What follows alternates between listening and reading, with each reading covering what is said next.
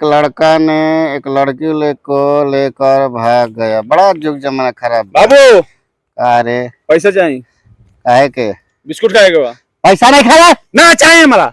पैसा लिहन अरे मैंने पैसा लेबे खातिर चंडाल कही के एक कपार पर बाबू रे पैसा दे पैसा। काहे के? जाके नाच देखे। नाच देखे तेरे जो देम पैसा तब न आइयो सर। वाह बेटा वाह ले जो ठीक बाबू ठीक बा।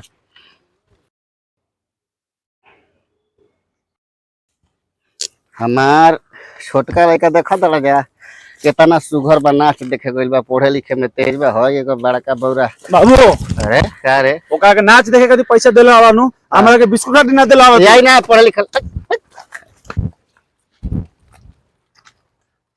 पूरे हैं मेला आवे वाला बा हैं हमारे 10 रुपए दे दिए। तेरा के ले लिए टेंशन मत ले तू ही तो हमार जान बड़े जो ले 10,000।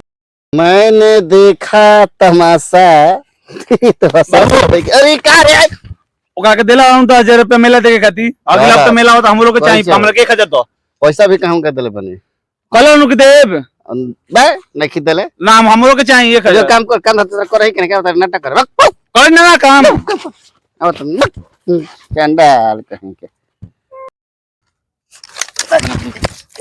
अरे छटका अरे अरे गिर गिर तू मर ना जा काहे जिंदा बार तू है ऐसे बोल रहे सब पहाड़ भलबे तू अपन एगो मर जा तू मर जा।